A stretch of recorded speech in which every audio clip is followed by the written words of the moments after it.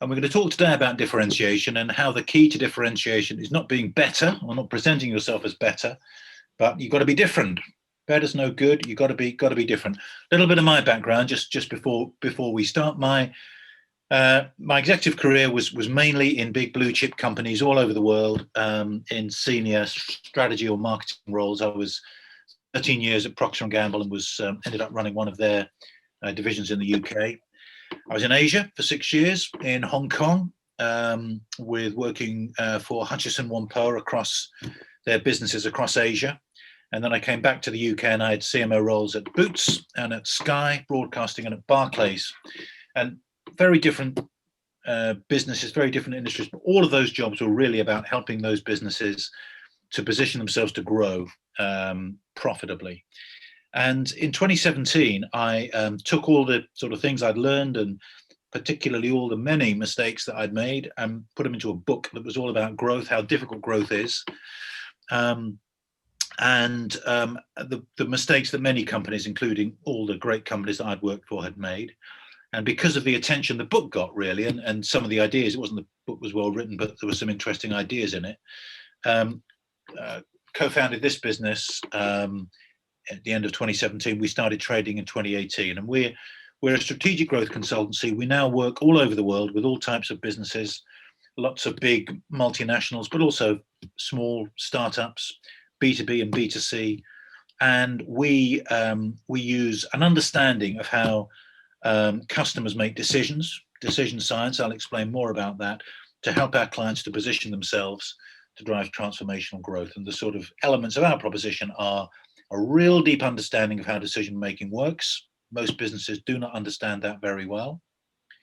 Building propositions that connect powerfully emotionally as well as rationally. That is the key.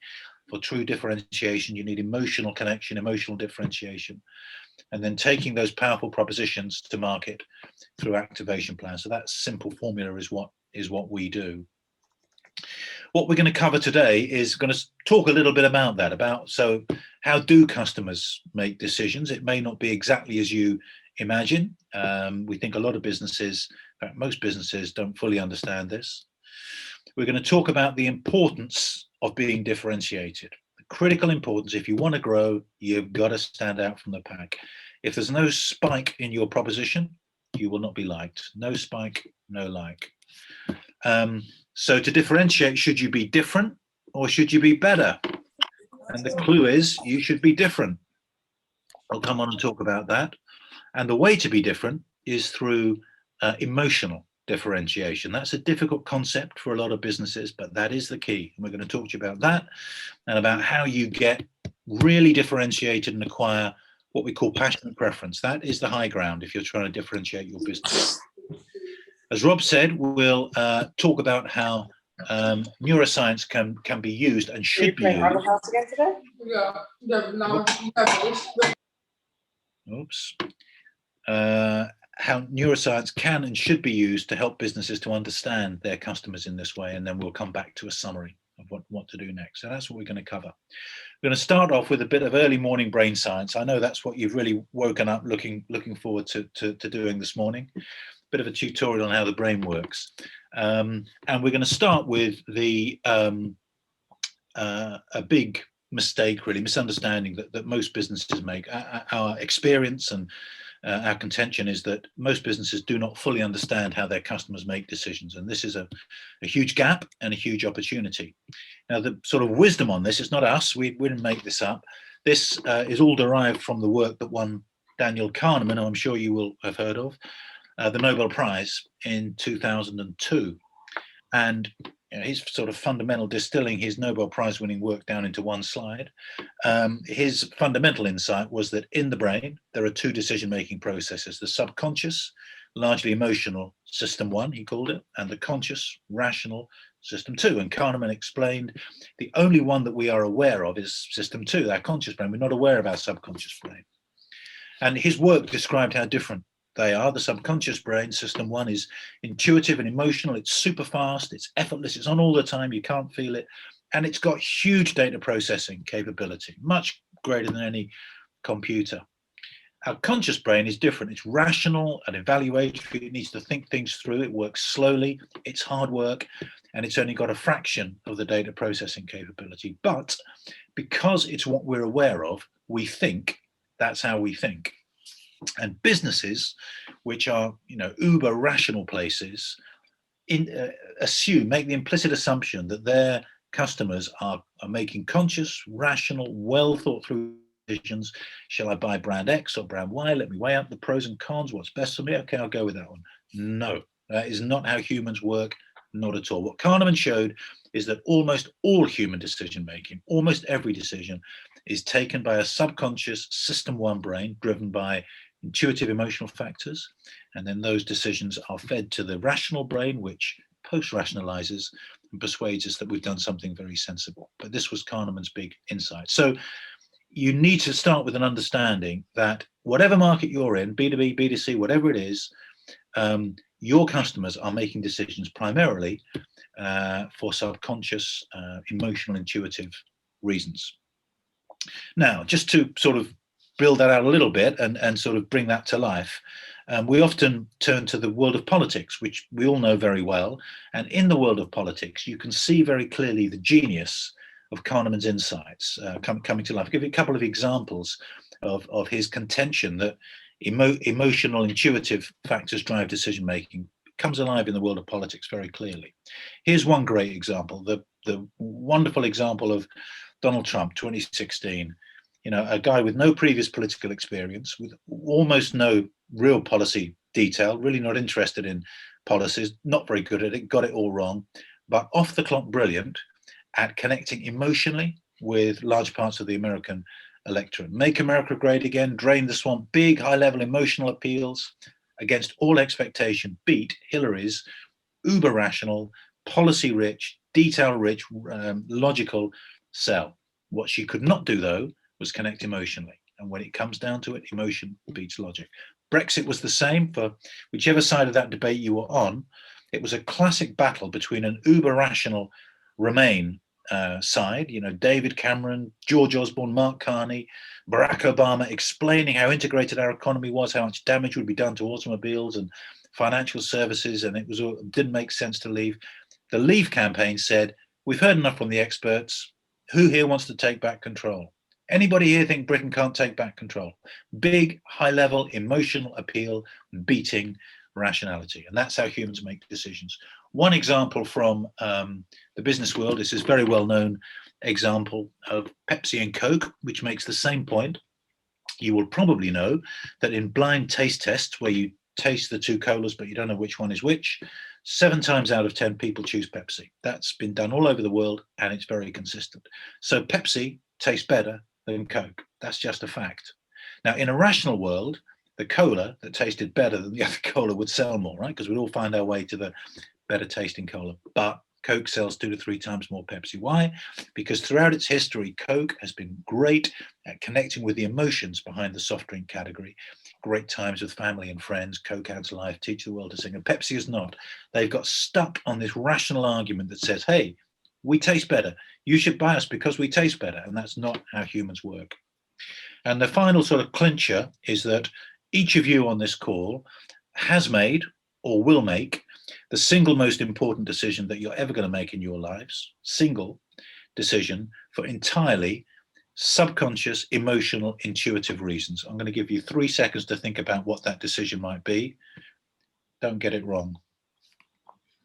And that decision is choice of partner, right? So whoever made that decision with a spreadsheet, nobody got that and evaluated the partners on their various characteristics and made a logical decision. No, we make an intuitive, emotional choice. We call that love, but that is a system one decision-making process in action. And then we post-rationalize, and we could persuade others why a choice of partner was an entirely rational one, but it wasn't. It's a system one decision. That's how humans work. And our point really is that if we all make that decision, the most important decision we ever take, for entirely emotional, intuitive reasons, we should be prepared to accept that our customers probably use the same processes to make the much less important decisions about who they're going to do business with.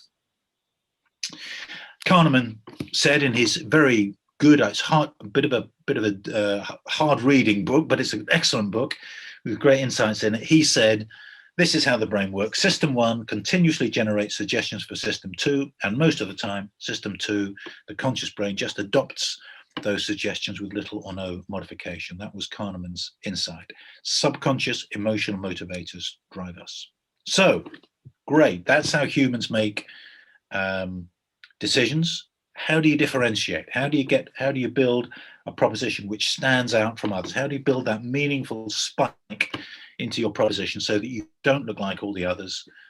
You actually, you're different from them. And why is it important? Well, it's important fundamentally for this reason, that your customers are not promiscuous. Customers actually shop around very little. A lot of work has been done in academia on this, and I'm quoting here another guru from the academic world, Byron Sharp. He's written a lot of books. How Brands Grow is a great book, and his work showed that actually customers are very loyal. They make a choice and they stick to it.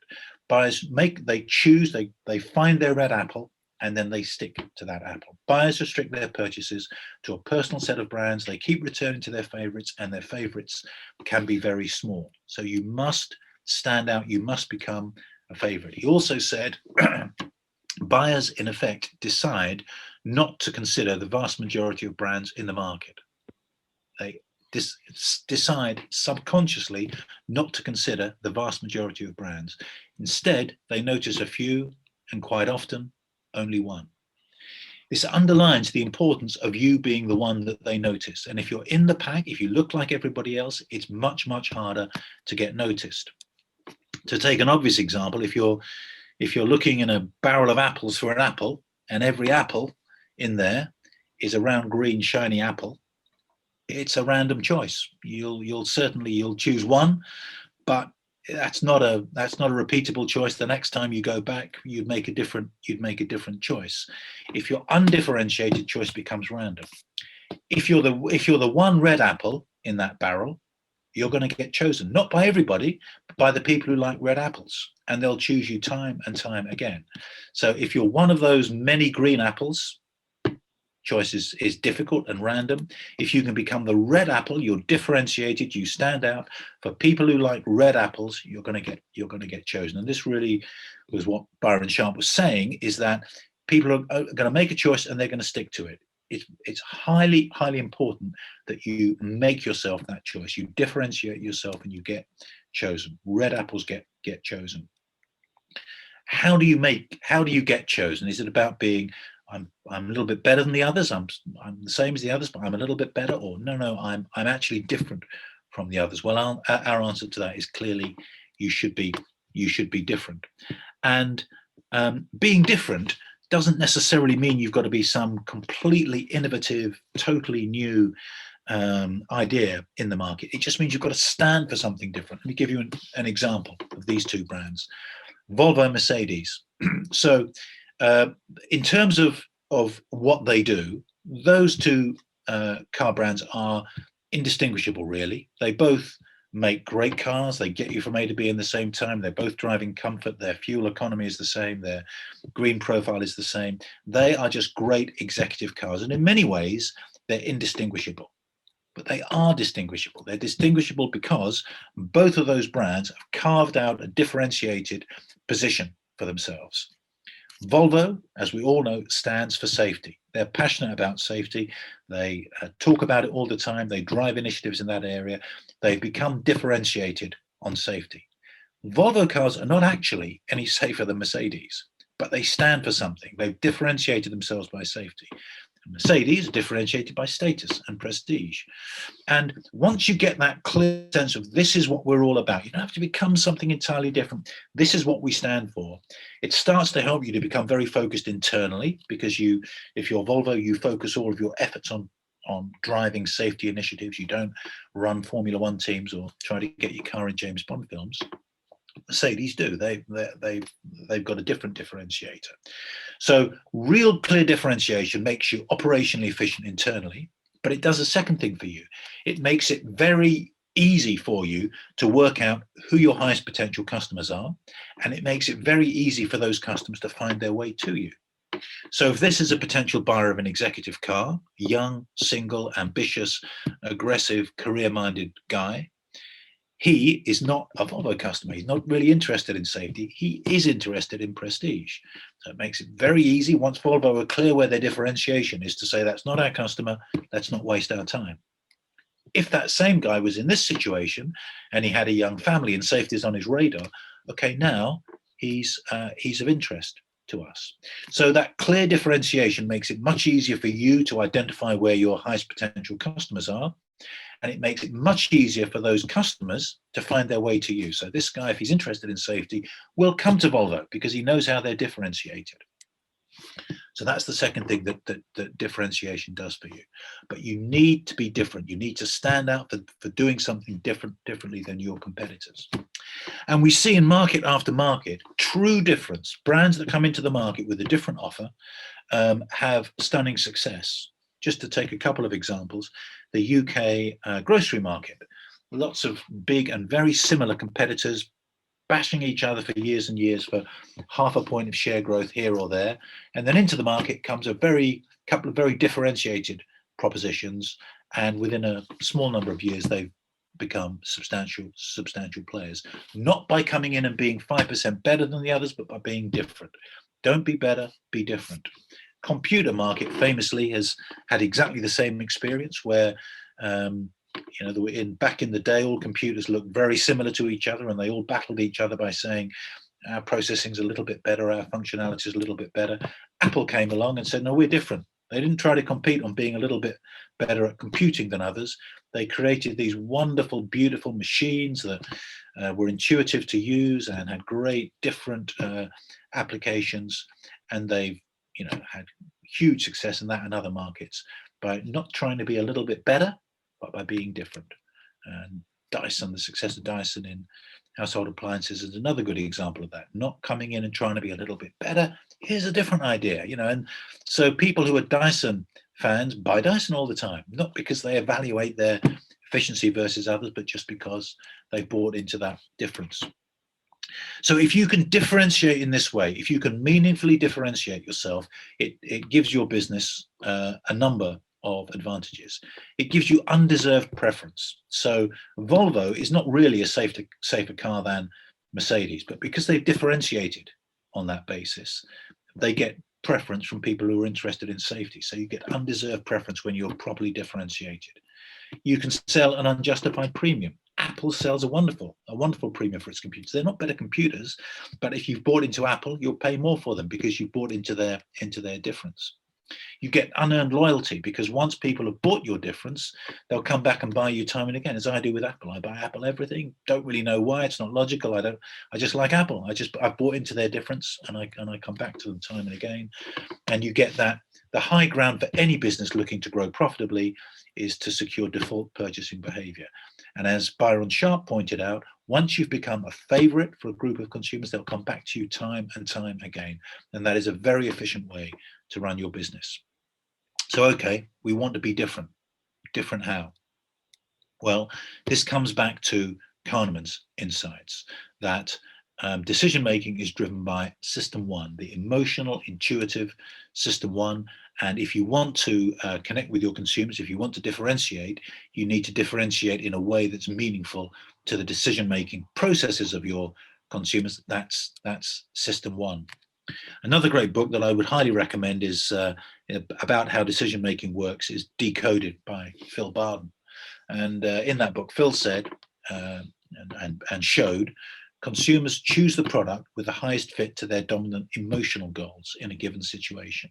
So the key to differentiation is an emotional differentiation, and I'll show you what I mean. And we talk about when you get that connection, you have a passionate preference. If you can differentiate emotionally, you have a passionate preference. I have a passionate preference for Apple. It's not logical, it's emotional. I really like Apple. I don't really know why I like Apple, but I do. As a passionate preference.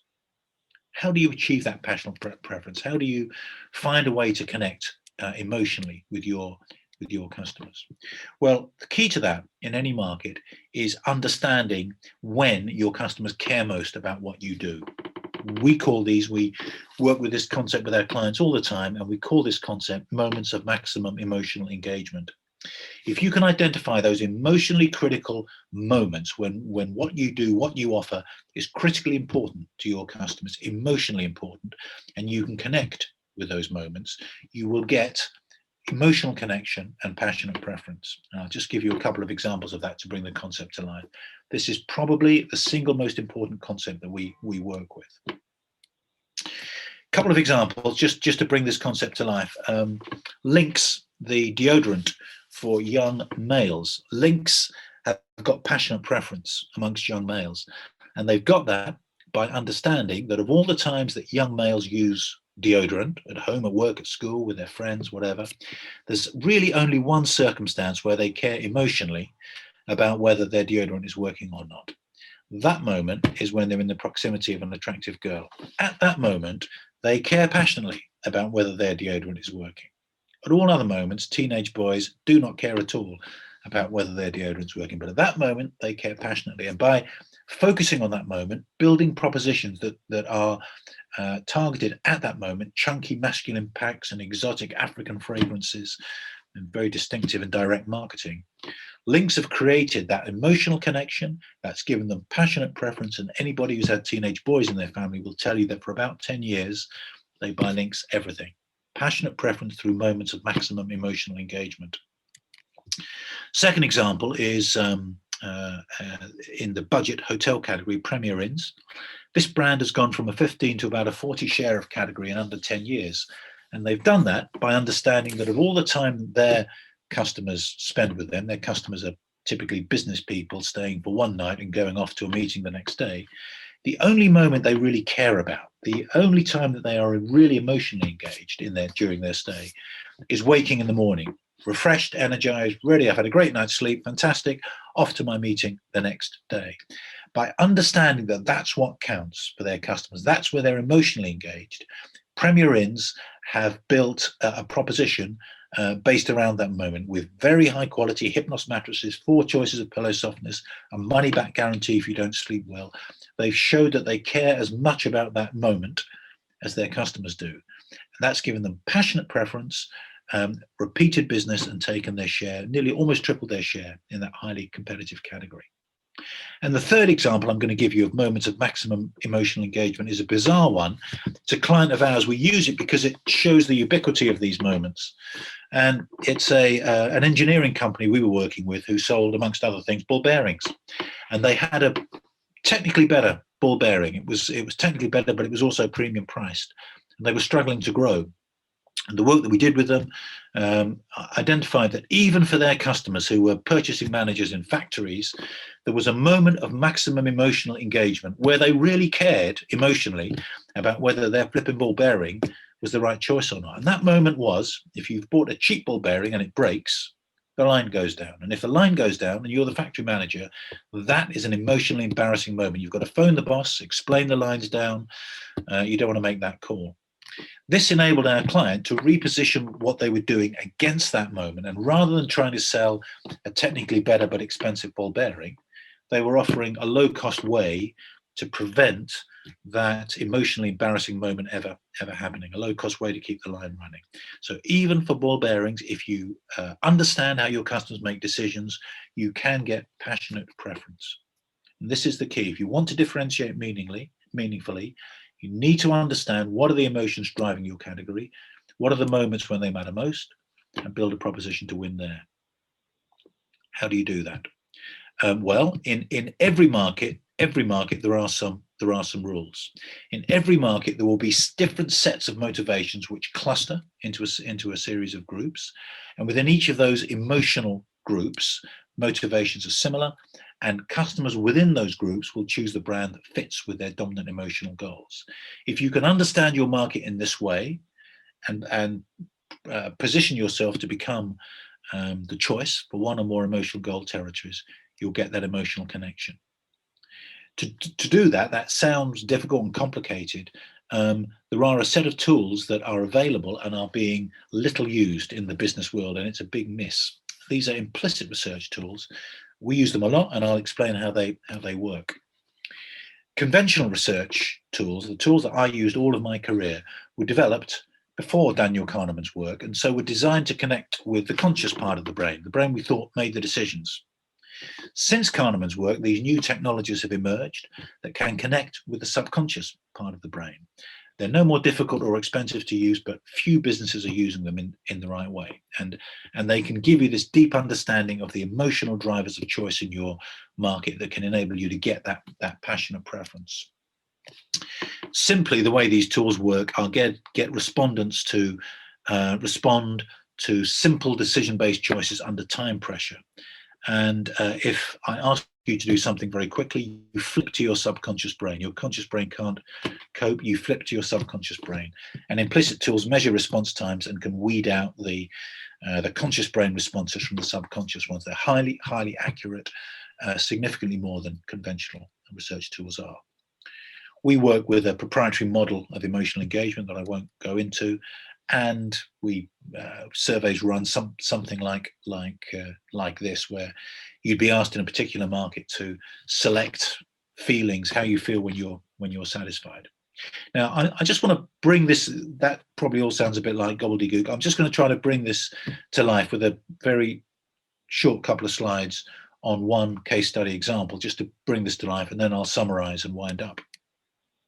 But this just shows the power of these tools. This was a piece of work in the leisurewear market where we were seeking to understand how do we help a client to differentiate emotionally in the leisurewear market.